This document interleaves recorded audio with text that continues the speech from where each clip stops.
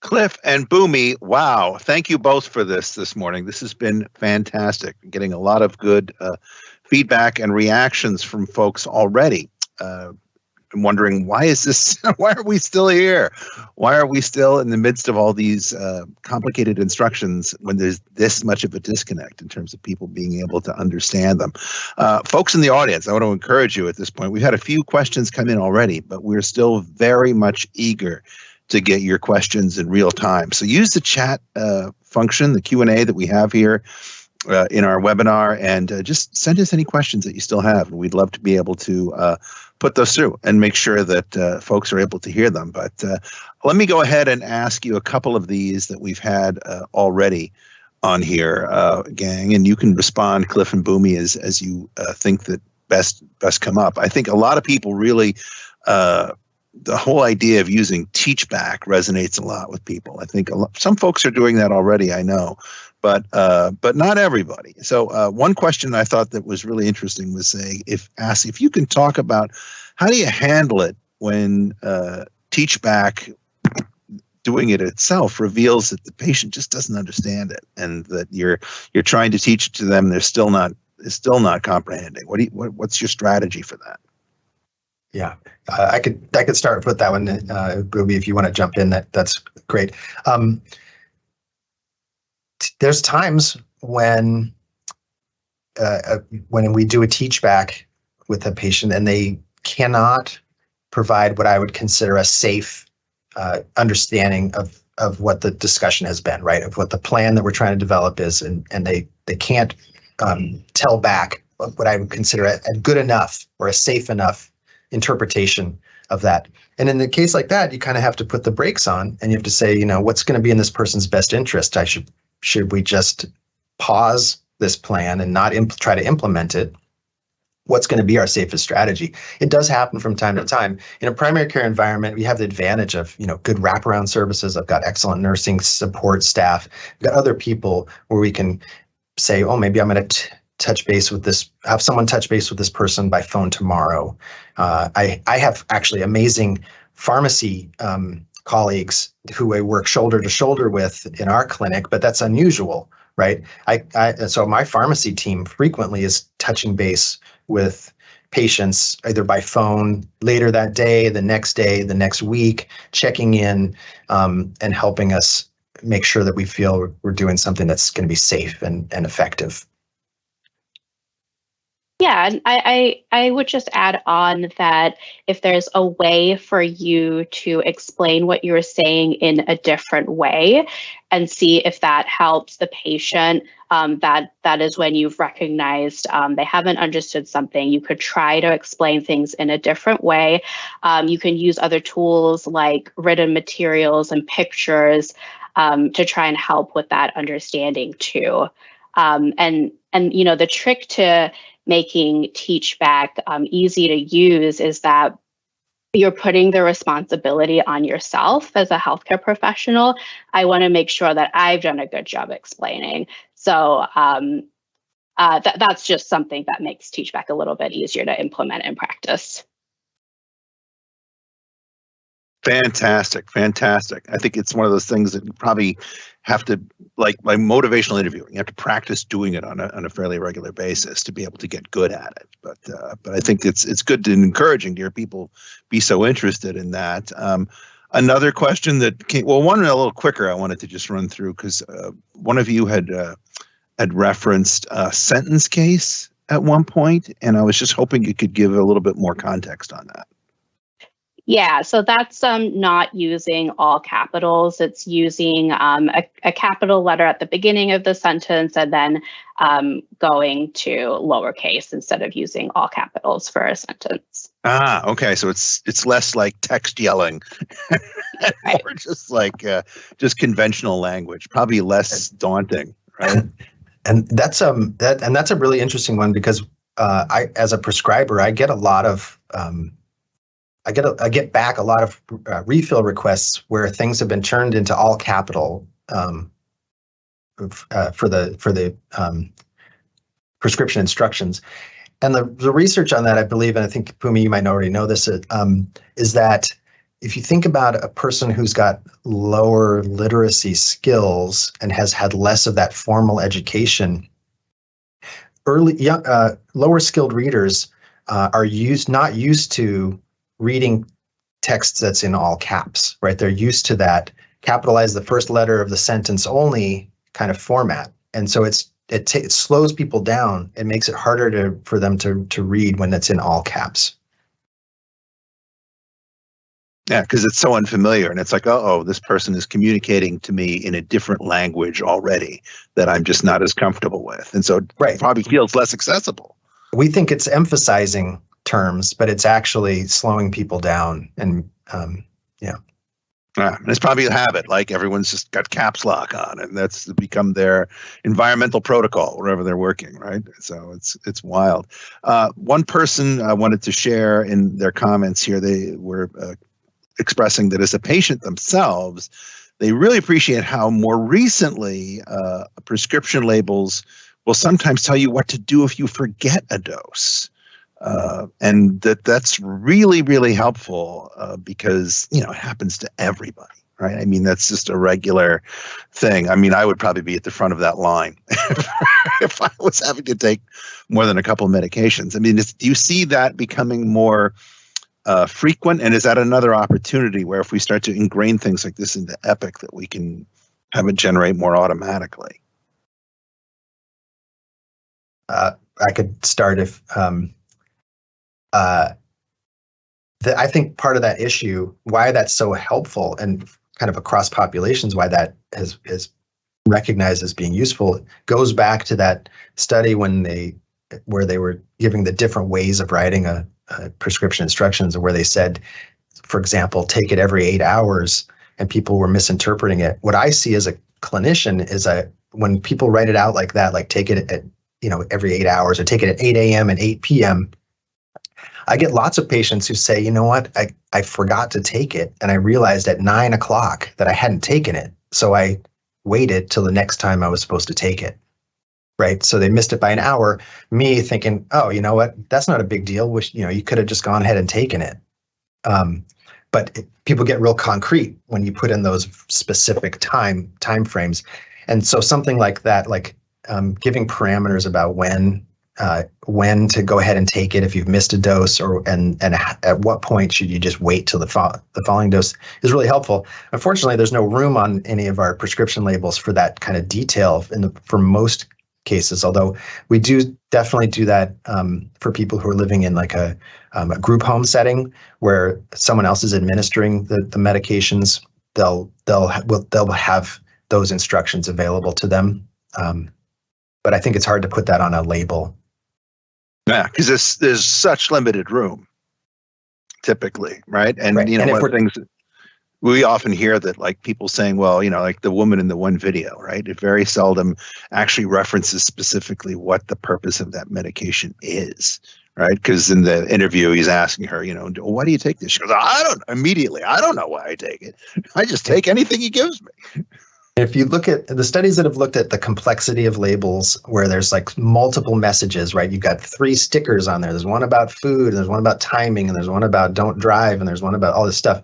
People don't look at any of that stuff. And the more information that's on there, the less likely they are to kind of digest and absorb any of the most important stuff, right? So the more things we add, we can actually be sort of making things worse in that information overload kind of vein.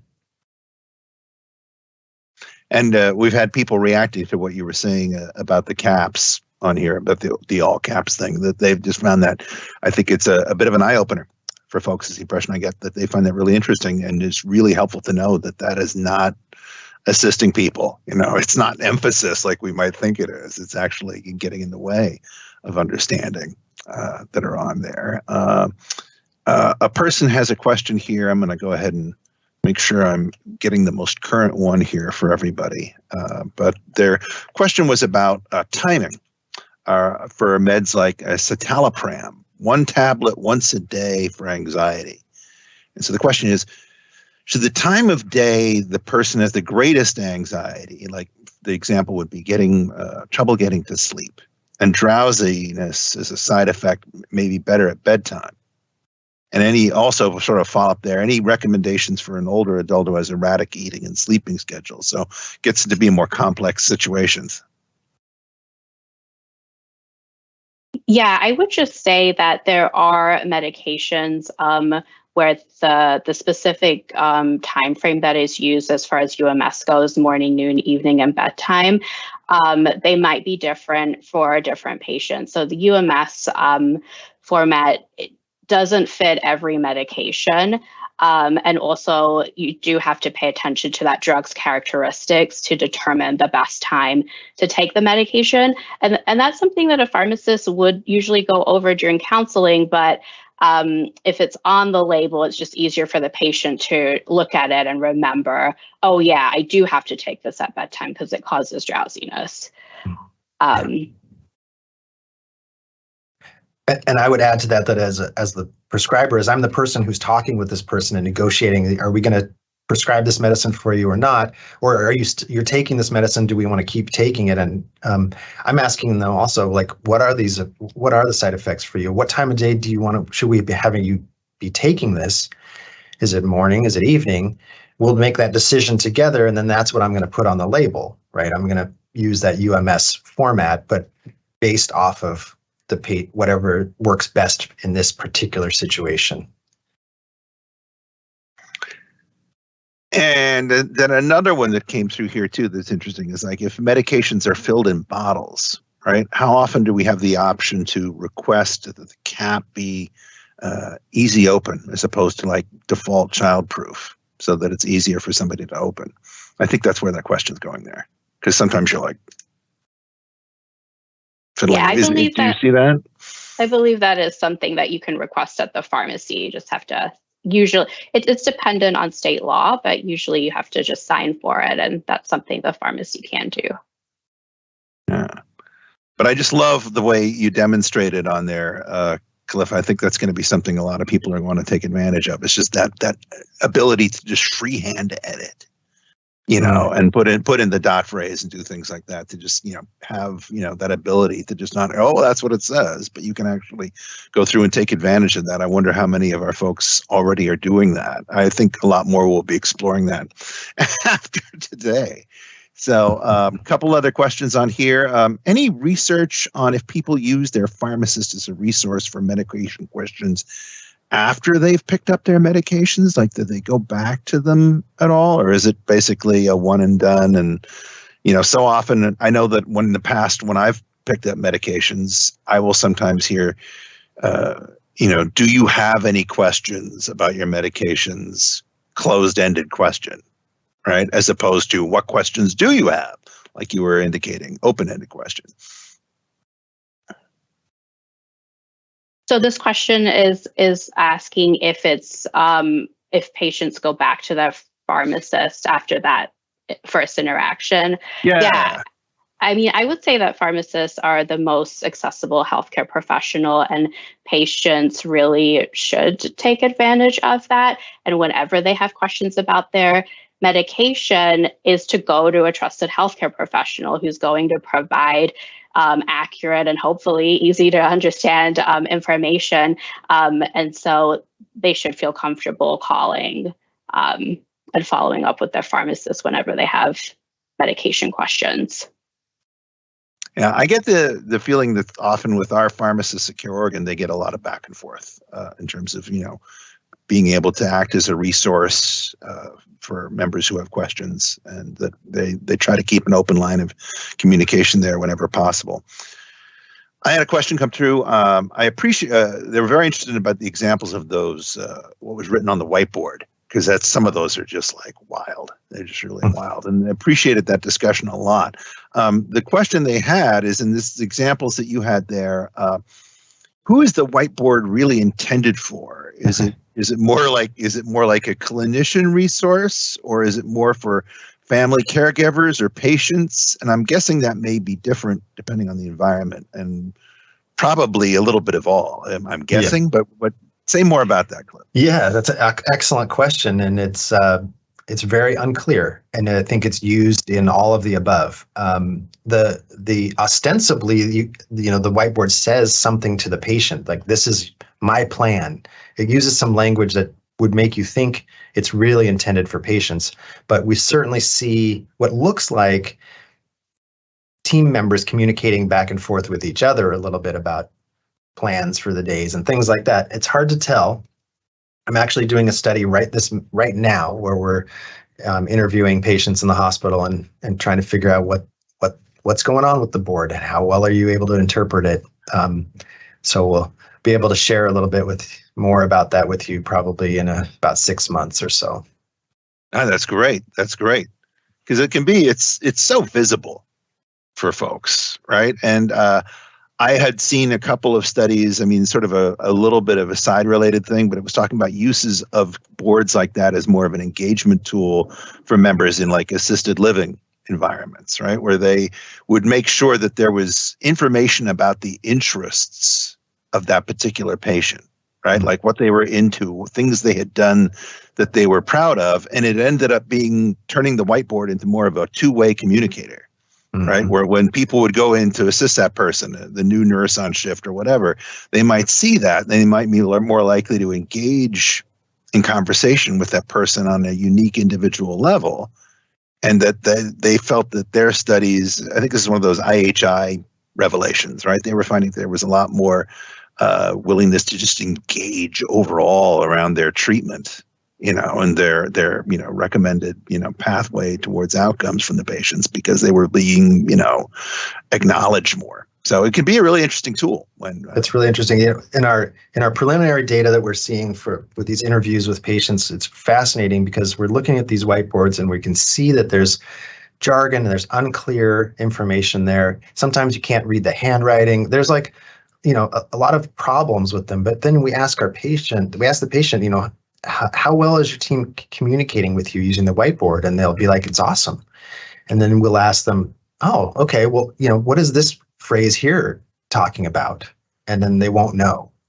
So there's this really interesting disconnect between sort of the way they report satisfaction around it and the ability to use the information for meaningful activities. And concerningly, we don't have any data at OHSU, but there are studies that show that in some places, up to 50% of people that leave the hospital not knowing what their main problem was.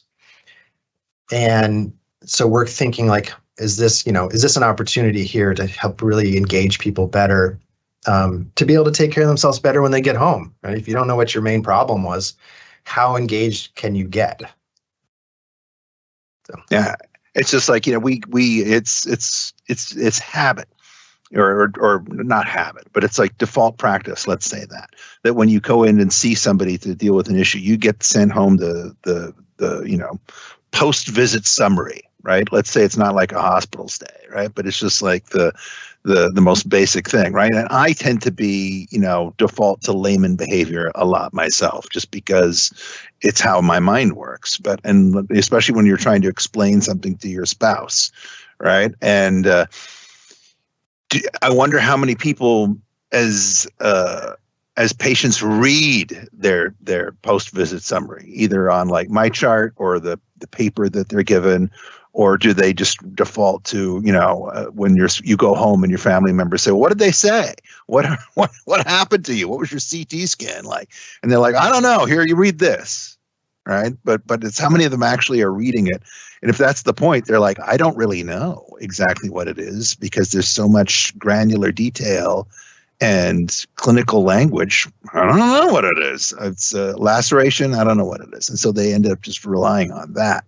And, do you ever see situations where folks have all that detail, but they're still not coming away with realization of what they need to do? Because if they don't know exactly what's wrong, how do they know how to approach it? I mean, absolutely. Yeah. The state of the situation with the use of visit summaries, either in the clinic or what we call discharge summaries coming from the hospital, those written, typically, after a clinic visit, it's going to be a couple of pages of material. After a hospital, it might be 10 pages of written material. The studies that have been done on it and my own personal experience and our observations here at OHSU are that people don't look at them. And the information that's in there is not helpful anyway. So it's packed full of stuff that doesn't help a person do better, doesn't help them know what to do when they get home. It violates that idea about those 1 to 3 need to know pieces of information, right? If I give you 10 pages of background and there's nothing you can do with that, especially when you don't feel good, right? You've been in the hospital, you don't go home feeling great, right? So you set it aside. Maybe I'll look at this thing later. I don't have the energy to read right now. And then you never look at it. Yeah. It could be like the corollary of like the community pharmacy, the retail pharmacy, right? Or any pharmacy, really. You get the bag, it's got your medications in it, and there is, barely fitting into the bag, this giant assemblage of paper, right? The disclaimers, the cautionary, all the black box instructions, everything. I don't think it ever gets read. I don't think, the typical person never even looks at it. They other than pulling it out and going, if there's something in here I should be focusing on, I have no idea what it is, and I'm overwhelmed. And they go to the label. Yeah, and I think that's really unfortunate because I think there's so much opportunity there to make that written material useful for patients. So like Cliff talked about, emphasizing the most important key points, using clear language, formatting it so it's easier to read, because there is so much information there that sometimes you do need. So there's just room to make those a better tool for patients.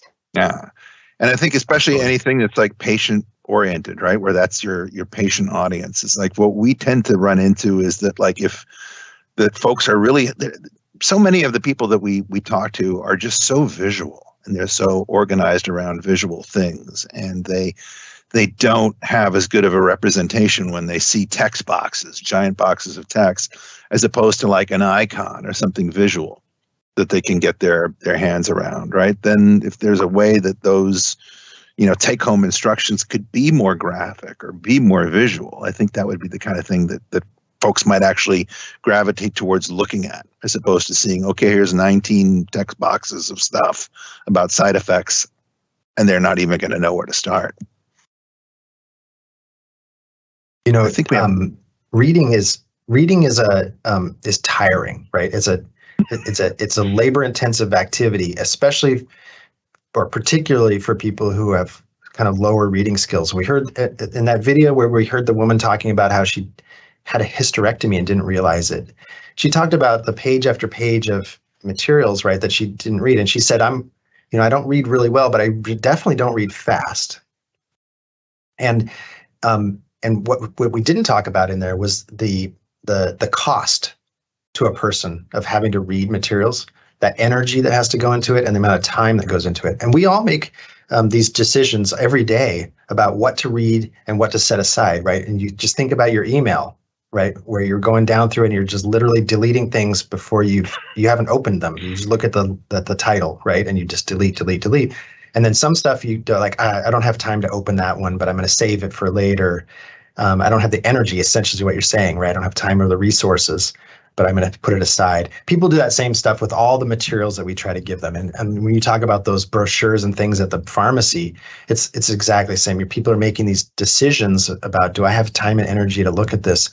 And people really quickly learn that the investment that they put into reading the specifically like pharmaceutical information doesn't pay off because they can't get useful information back out of it that they know what to do with. So they quickly decide this is just, since this is Oregon, they put it in the recycling, but in other places they throw it away.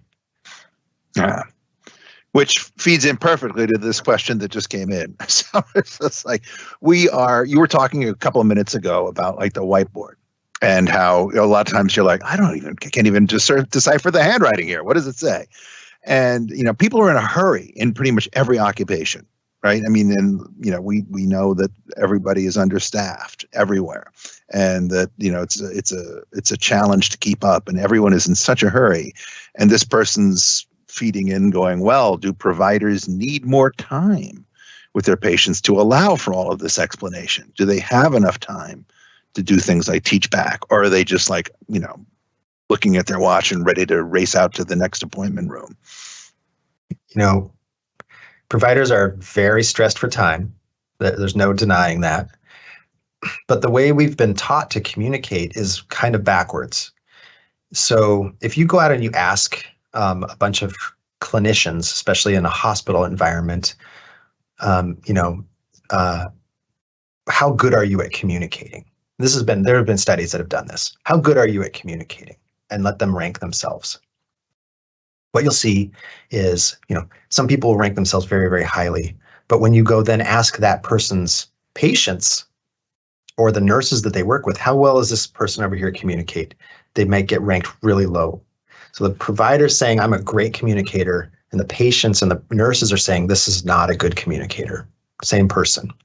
There's a disconnect there. What's actually happening is that for a lot of our healthcare professionals, and I'll pick on providers specifically, they will equate the amount of information they share with the quality of communication.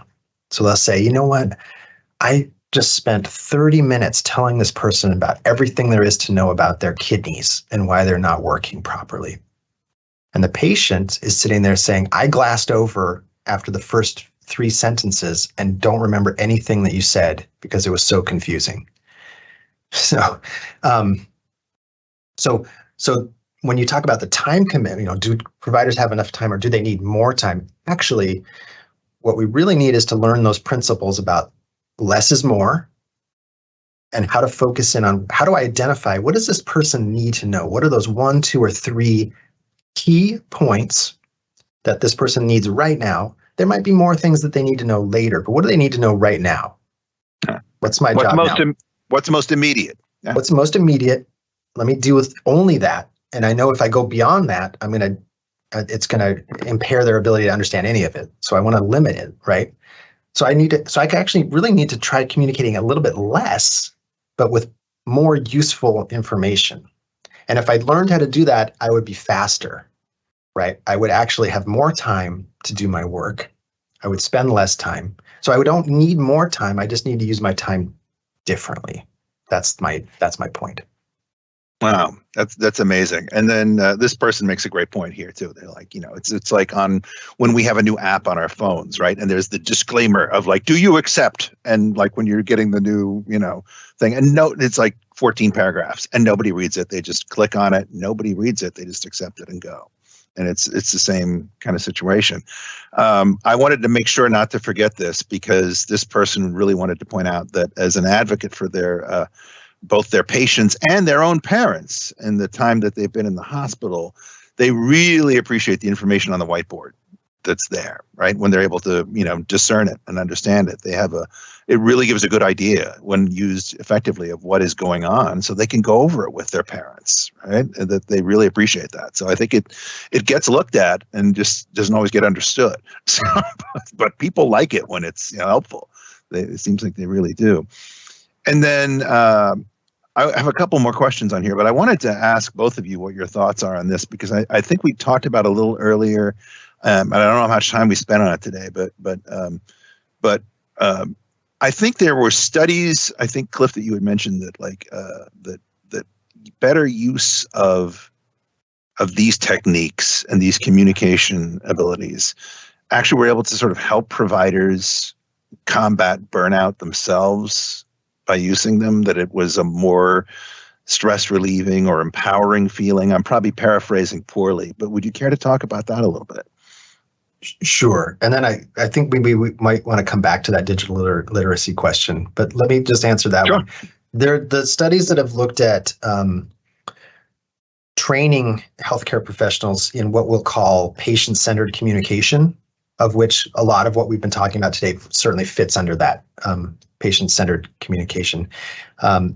When providers have been trained in these models and these techniques, they report better satisfaction with their interactions with patients. It's almost like patients appreciate it more and let you know that, and somehow telegraph that. And so so providers actually get a little bit more of a bounce from that. They feel a little bit better. And these have been these techniques have been correlated with lower rates of burnout by the healthcare professionals who use those techniques. So, and I think it just boils down to, better interactions, happier patients, better outcomes for your patients. And maybe it even is less, like I was saying before, maybe less is more. Maybe they're actually communicating, spending less time and getting better results. So there's good reasons on the provider side to be doing this as well. But I was going to say, I don't know if we really touched on this issue of digital literacy. And no, we didn't get to that one yet. Let me pull that up for us here too. Yeah, it's like somebody asked, what are your thoughts on the role of digital literacy in getting closer to health equity? Because they feel it overlaps with health literacy in so many ways. Access to patient portals or prescriptions online or medical equipment like insulin pumps, heart monitors, all that. Yeah, I certainly have some thoughts. Bhumi, I don't know if you have some thoughts about that one. Yeah, absolutely. It's just vitally important to access.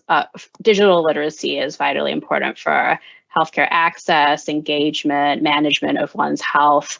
And I think there is definitely more being done now as far as organizationally to help meet the needs of a variety of patients, because there are a lot of people out there who are at a higher risk of experiencing lower digital literacy, which impacts their ability to use all these health technologies like the patient portal, telehealth, remote patient monitoring, et cetera.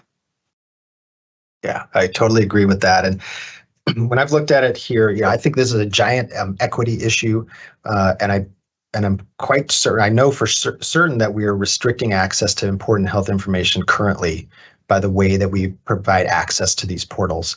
For example, if you go into my organization and you go to the website that helps you link up with your if a patient's trying to go into their own patient portal and see their own lab results and communicate with their medical team, send emails back and forth and whatnot. Just the landing page that you get to on that website, if you look at the readability requirements for the text that's there to help a person know how to get into their portal, it's written, at a 10th or 12th grade reading level. And so as I mentioned earlier, if our average adult's reading at an 8th grade reading level, we know half of our adults are reading at a lower than 8th grade reading level. I feel pretty confident that CareOregon's patient population is going to be in some of that lower average reading skill levels just based on demographics. And so we're just automatically off the bat restricting access to digital sources of information. Really importantly, like my patients who are able to send me a direct message through our system, my chart, they are able to work around all the complexities of the phone trees and all the other things that are barriers to care. And they send me messages that are important that I can respond to quickly. But a whole bunch of my patients don't have access to that. Or they may not even know that it's an option, that you can actually have that level of communication, which is really great. Right. So I know I take advantage of that if I need to. And it's just like, okay, I just saved like however many, minutes on hold or what have you, and actually got, something practical back. It's pretty amazing. So really great stuff. But I'm just trying to be mindful of time here, but I wanted to show also just a couple of resources. They're kind of in the health literacy sphere that I think that are fun that we've experimented with. Hopefully my screen share is still working here on here, guys. I think it is. But you were talking about labels on here at one point, Cliff, and I wanted to just sort of show this one tool that we came up with because we kept getting people reaching out and mentioning to us that they very seldom were able to get information on their medication bottles about what the purpose of the medication was for. And we would run into people who, and also, language barriers across a wide spectrum of different languages spoken in the region. So we kind of piloted this little project of icons to simplify recognition of some of the most common purposes behind these medications. Mood, of course, being something for like psychiatric medications or behavioral health medications. A lot of it was just to make sure that we had situations where somebody wasn't mistaking their pain medication for their heart medication. And so there were simple icons towards that, or the using those morning, afternoon, and evening icons that Bhumi pointed out earlier. So it was just curious if you think that's a good path to pursue for folks, not wanting to overwhelm with the labels syndrome, but we've had a good response to the pilot of those. Yeah, and I can start with that. And first of all, thanks for sharing this. It's great to see the work that has already been done. I am also currently right now working with a free clinic, and they would like to adopt these types of stickers to kind of show their patient population. So I will just say that sometimes the research is mixed as far as icons go. Different people can interpret them in different ways.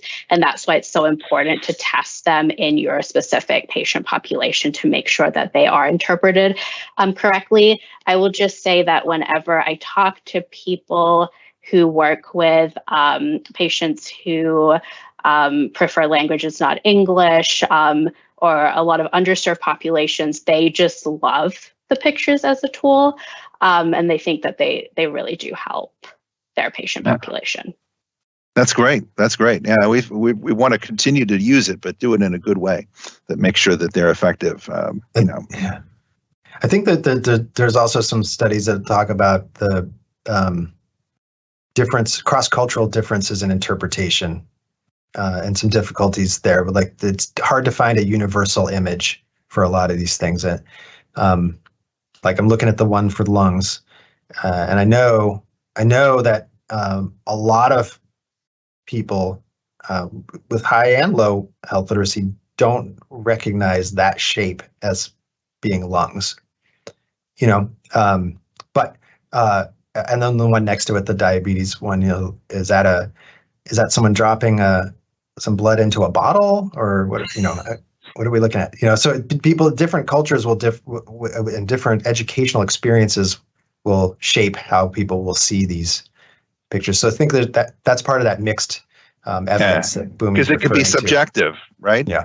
It's like the incontinence icon could be people dancing to somebody, right? So but the concept is a really important one, and that is that it's essentially, don't assume that what you wrote on this prescription instruction is universally understood, right? And try to find other ways to connect people with that information.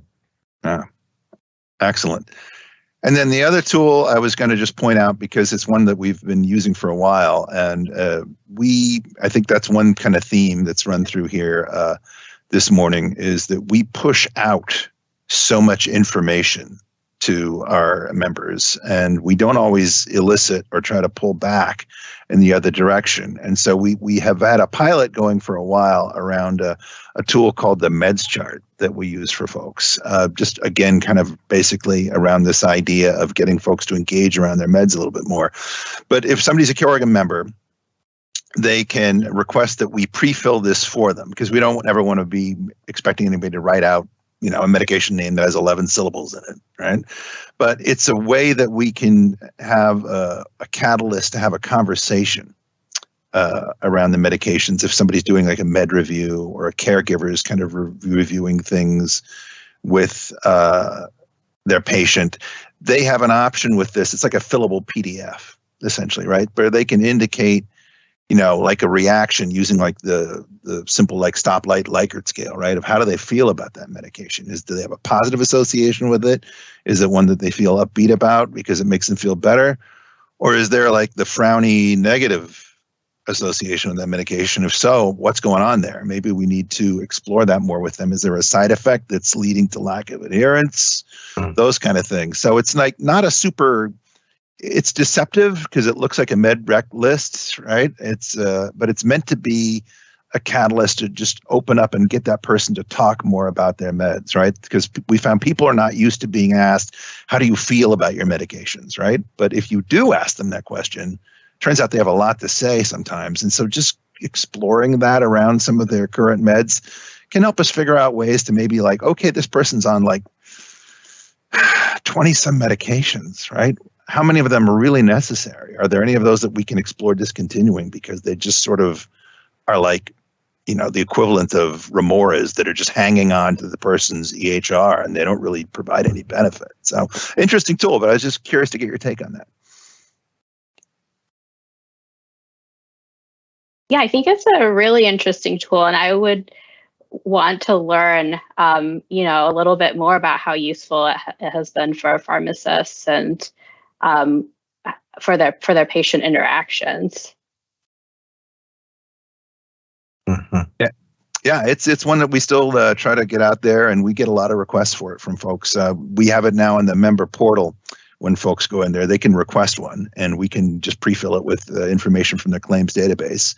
So at least they've got a list of their medications, and then they go to a caregiver or their pharmacist and say, there's one of these I'm not real happy on because I don't like the way it makes me feel. And they can at least get started talking about it. I think it's the fact that we so often to me, it's a part of that whole umbrella of like assumptions that get made where it's like we push stuff out and assume it'll all be good. And there's not enough two-way conversation happening sometimes after the fact with folks. So it's just trying to encourage those as much as possible. And I wanted to just make sure that we don't overlook any other questions. Somebody was asking about the stickers, and we can definitely get those to you. Just email me if day. And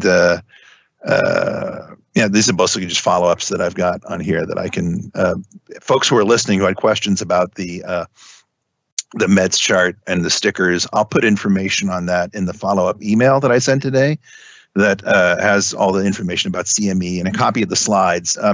I should reiterate, I had quite a few people enthusiastically responding to you, the two of you today, who want to make sure that they got copies of your slides. And so we'll be providing those. But also, just to echo for folks, if you have peers or anybody you know who did not get to attend today, we always record these sessions.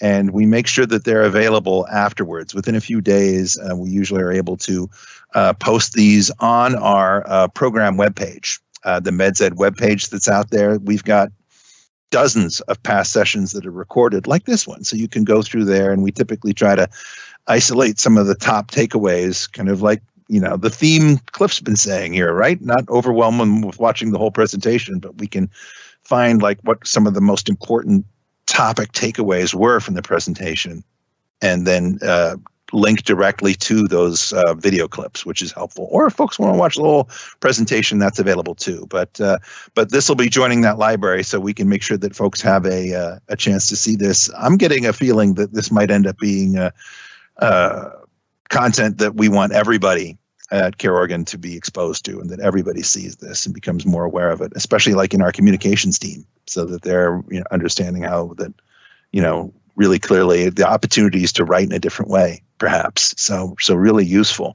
Mm-hmm. I wanted to make sure that I gave you both a chance to, if there's any other final, important takeaways or moments that you wanted to be sure that you conveyed during the last couple of minutes here together, that you had a chance to make sure to not emphasize it. Bhumi, is there an important takeaway for you that you wanted to make sure that doesn't get lost amidst all of our conversation today? Yeah, I would just say, emphasizing that it's the providers and the healthcare professionals' responsibility to meet patients where they are at and do everything that they can, like adopting the health literacy best practices to kind of reduce that gap between patients and providers. Fantastic. Well, I love that. I love that so much. And I will just piggyback on that to say that what we've learned in the last 2 decades in this area, focusing in on trying to improve the way healthcare professionals communicate with clear communication skills, is that it's not really intuitive. right? This whole, and a part of that is this illusion of clear communication. But most of the people who are out there working in healthcare right now, and our learners, our students and residents and folks who are coming through the system, they don't recognize the need for this. And so the solution really has to be a systems-based solution that supports people to produce clear communication without having to think too much about it. I'm going to continue always working on this educational piece of it and try to transform the way that education happens. But I think there's an excellent opportunity for components of the healthcare system like CareOregon, like coordinated care organizations who control some of the finances and have influence that can go back onto clinics, hospitals, individual providers to help support that behavior change towards clear communication practices that are hard to adopt on your own. If you're out in practice providing excellent healthcare to a community, and someone comes along and tells you, hey, you need to stop using jargon, you need to watch out for your information overload, you need to elicit questions better and start using teachback, it's not possible to adopt those things in a busy practice. It's not going to happen. What can happen if that person says, I have this, here's the reason, here's the incentives, right? If I'm CareOregon, can I say, here's how we're going to help you to do this a little bit harder work, to change the way you're doing it now, learn a new way of doing it. So I put out that challenge to all of us to think about how can we help this? How can we, from a systems standpoint? And thanks again for the opportunity. Thank you both. This has been remarkable, and the response from our attendees today has been just incredibly overwhelmingly positive. So, Bhumi, I know it's way past lunch in Wisconsin, so we need to make sure we release you back into your environment there today. But you've both been so incredibly wonderful to work with, and so gracious and generous with your time. I just want to thank you both, and we'll make sure that this message is one that does not get overlooked and that it continues to be broadcast and amplified. So super grateful for you being advocates for this work. It's beyond important. So thank you so much. And a couple of just closing things here before we turn our audience loose. First of all, I want to give enormous thanks to two individuals. Without this program would not be possible without them. Video producer extraordinaire Ian Youngstrom, who makes MedZed possible on a daily basis, and his partner in crime, Lori Maury, who takes care of just about everything technical under the sun, including making sure that everybody sounds as engineeredly beautiful as possible. So the two of them kind of are MedZed and wouldn't be able to do any of this without their help. Just want to let everybody know, if you're in need of either CME from the AAFP credits or the CEU credits on cultural competency, I'm going to be sending an email to everybody who registered for this today, so you get all the information from that. It's just a quick linked survey that you fill out, and then we would love to get your responses in by no later than Friday of this week, and then early next week I will be sending out your certificates. So no worries on there. Again, go to our program webpage or just email me, Paul Carson, carsonp@careoregon.org, if you have any questions, and happy to help you. And it looks like we are right at the bottom of the hour, so we're kind of landing the plane on time today, a rare and beautiful thing. So thank you to our presenters and to everyone in our audience. Really appreciate your time, and we'll keep you informed when our next opportunity is. We may be announcing one as soon as tomorrow. So watch your emails, and thanks for joining us. Be well, and thanks for coming.